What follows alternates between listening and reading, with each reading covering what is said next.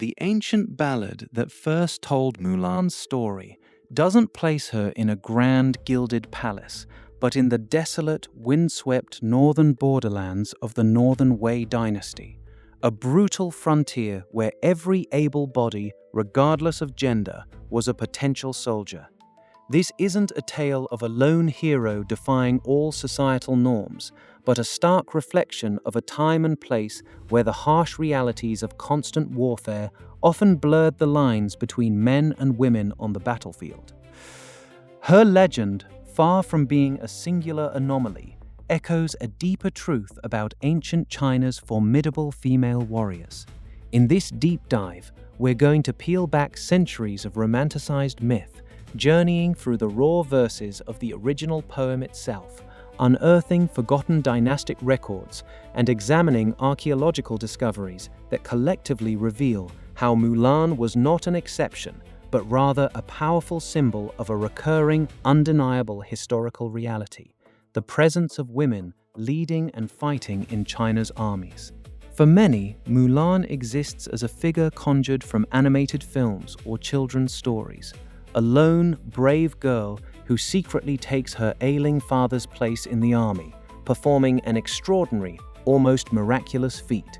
The prevailing narrative, reinforced by centuries of Confucian thought and later interpretations, suggests that women in ancient China, particularly those of the elite, were primarily confined to the inner chambers, their lives dedicated to domesticity, scholarship, or courtly intrigue.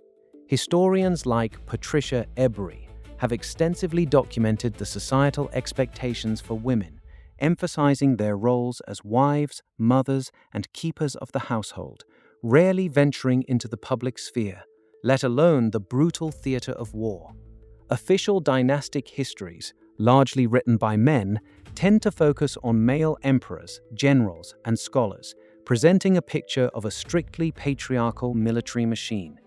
Even when women appear in these records, it's often in supportive secondary roles, or as figures of cautionary tales, not as commanders of men. This conventional view paints a powerful, consistent image.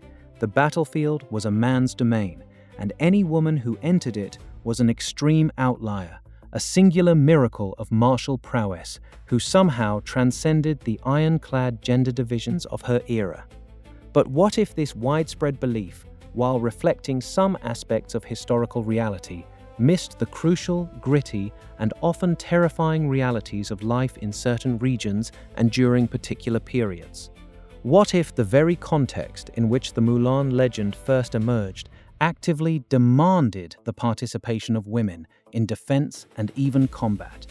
The story itself contains clues, subtle yet profound, hinting at a world far more complex than the one found in popular retellings. It almost screams a question at us.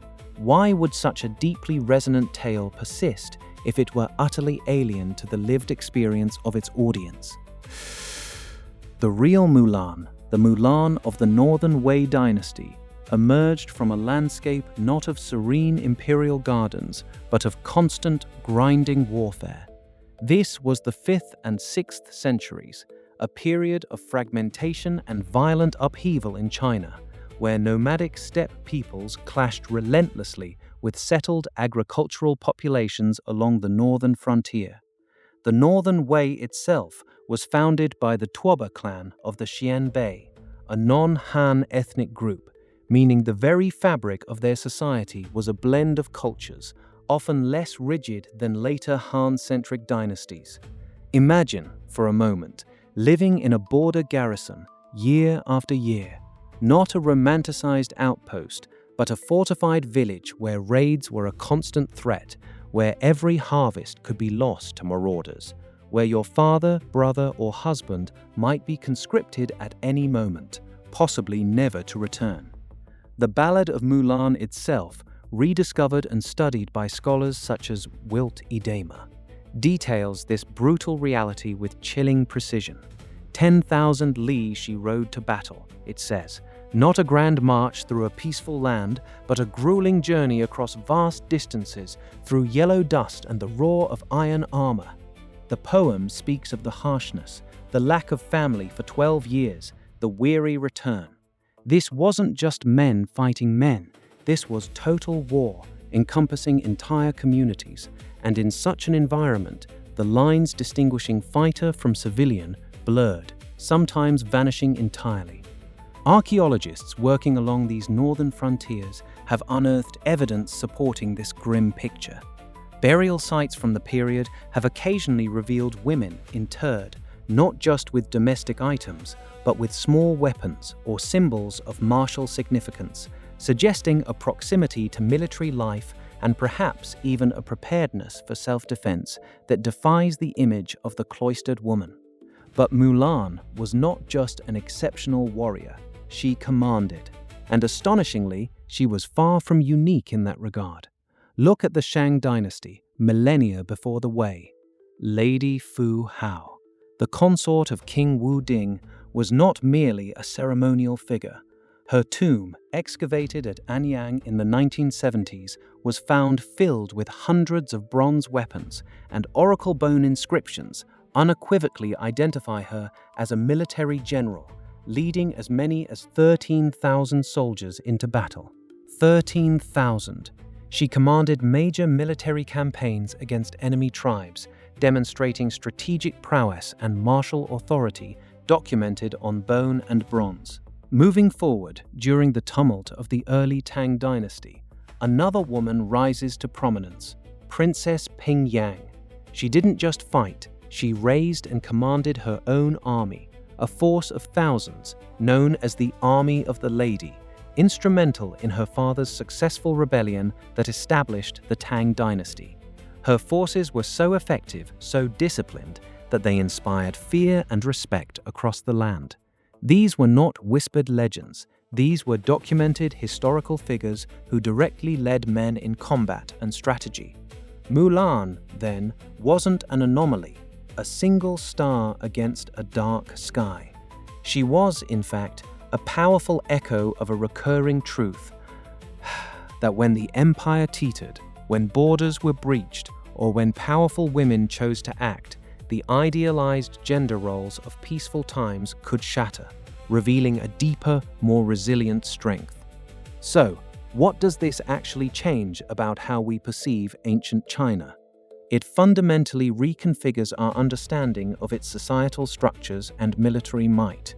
The picture we often carry of a rigid, unchanging patriarchal society begins to fracture. While imperial courts and sophisticated cities may have largely adhered to strict gender roles, the vast, tumultuous borderlands and periods of civil unrest painted a very different canvas. Here, practicality often trumped rigid social norms. The women of these regions, whether fighting alongside their families, organizing local defenses, or even taking command roles during rebellions, were not just exceptions to a rule, but often integral to survival. Their contributions, though frequently downplayed or omitted from official histories written later and in different contexts, were vital.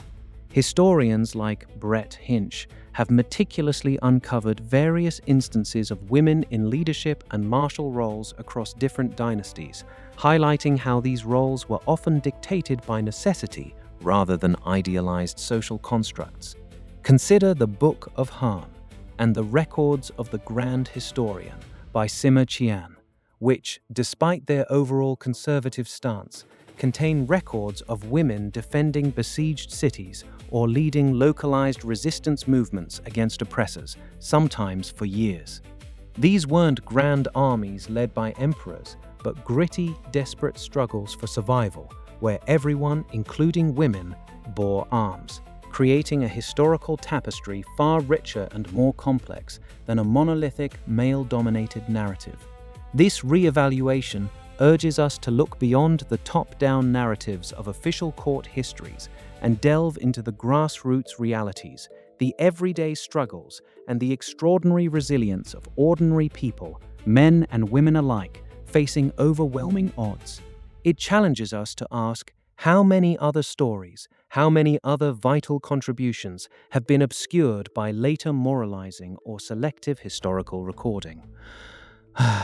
And this is where Mulan truly transforms. She stops being just a Disney princess or a singular heroic figure, a beautiful anomaly. Instead, she becomes a potent symbol.